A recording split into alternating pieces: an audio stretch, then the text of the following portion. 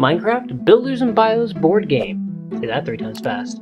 We've cracked it open, learned to play it, I even challenged my son to a match. But do I have room for it on my shelf? Hello and welcome to OM Gaming's Game Review, where I take a look at games for the tabletop to see if I have room for them on my shelf. Now you may be asking, Chris, why is that important? Well, in the 1980s, there was a huge boom in games, especially of the board variety, which quickly filled up people's shelves and cabinets to bursting with games both beloved and untouched. I think it's safe to say we are definitely in the middle of a second boom, putting shelf space at a premium. So let's take a look. In the last video, linked think about there, my son and I did an unboxing, so if you're interested in seeing the contents in detail as well as our initial reactions, I definitely suggest checking out that video. I spent some time on Twitch learning how to play, followed up by teaching my son how to play.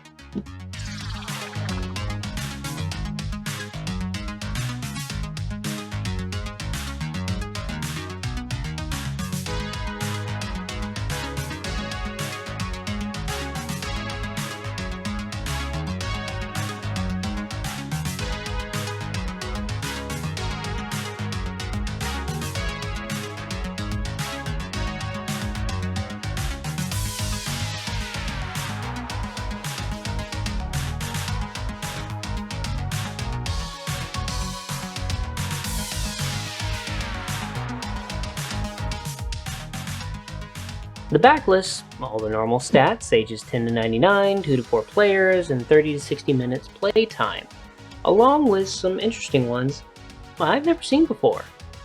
Ravensburger, the maker of the game, seemed to have created their own rating system to better inform people at a glance what might be involved with playing their games. This has been a bit divisive with some folks as they've seen it as subjective. Personally, I appreciate the effort. The design is overall clean and simple. Mechanics took some time to getting used to, but are not overly complicated, so long as you pay attention. It's a little easy for beginners to break the rules by accident, simply by missing a step, or forgetting a detail, or misunderstanding a mechanic of the games. The devil's in the details, so they say.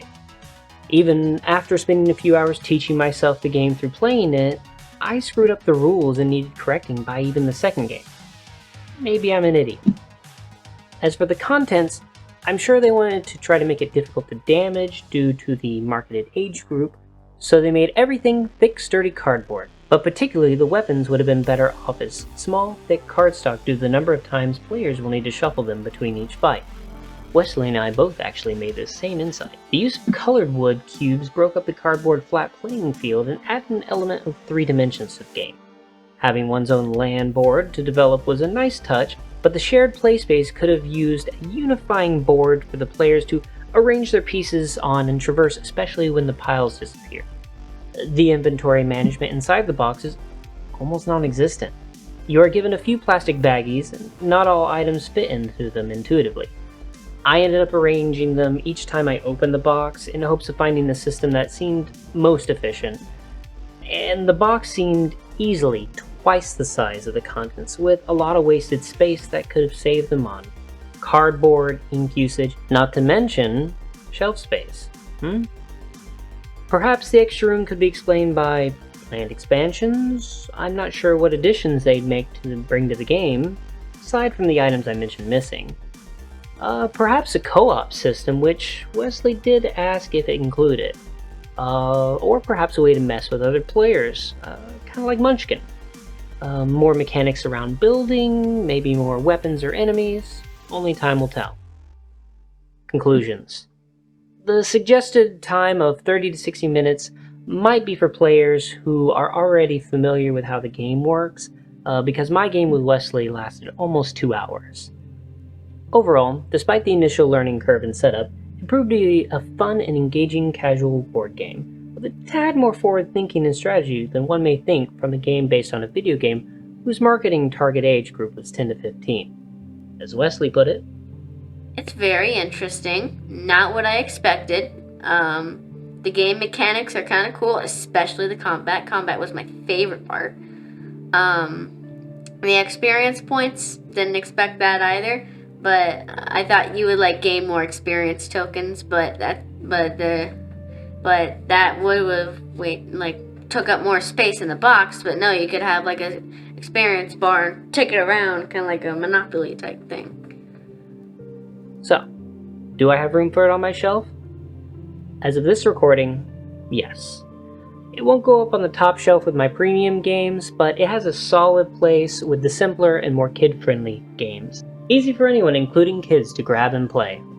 But let me know what you think in the comments below. Do you have room for it on your shelf?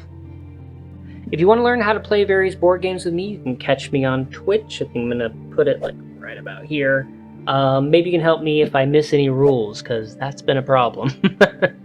I have a few more things coming along the pipeline on various platforms. I'm going to put them in the links down there.